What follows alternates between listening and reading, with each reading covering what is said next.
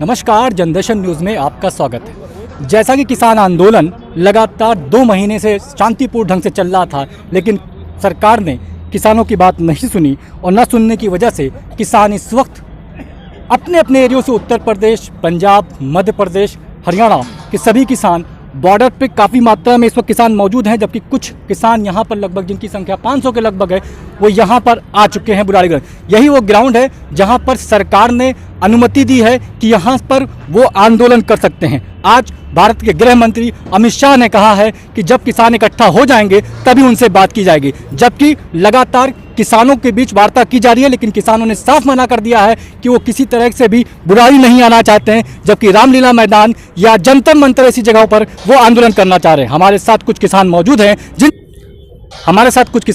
हैं जो इस वक्त सरजमी से जुड़े हुए हुक्के का आनंद लेते हुए यहाँ पर गांव में एक बड़ी प्रथा रही है, पंजाब में, हरियाणा में, बिहार में, उत्तर प्रदेश में, जहाँ पर किसान हुक्का पीते हैं और यहाँ पर एक तरीके से मंत्रणा की जा रही है। कुछ किसान यहाँ मौजूद है जिनसे हम बात करने की कोशिश करते हैं।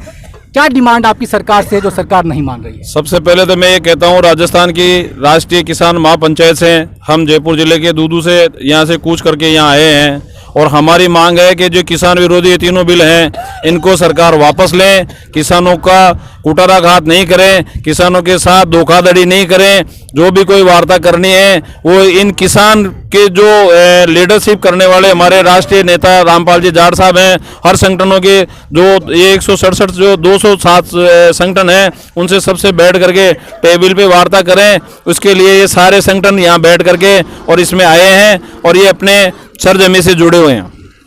सरकार कह रही है कि एमएसपी निर्धारित है, एमएसपी के हिसाब से ही आपको अनाज का मूल्य मिलेगा, तो फिर धरना किस बात का है?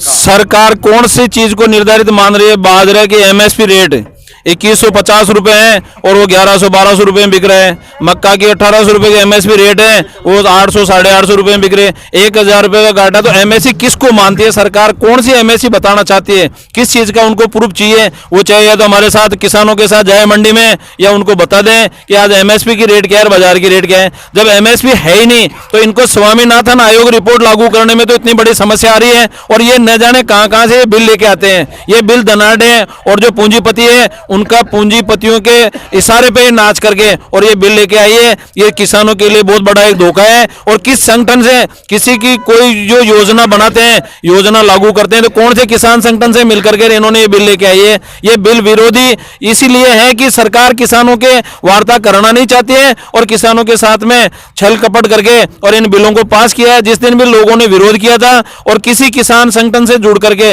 आज दिन तक इन्होंने कभी ये किसान के माध्यम से और न किसान संगठन से जुड़ करके ये बिल मतलब बनाए हैं। हमारे पास साथ कुछ और लोग हैं जिनसे हम बात करने की कोशिश करते हैं। आज अमित शाह जी ने कह दिया कि जब तक इकट्ठा नहीं होंगे तब तक बात नहीं होगी, तो क्या कैसे लेते हैं इस चीज़ को आप?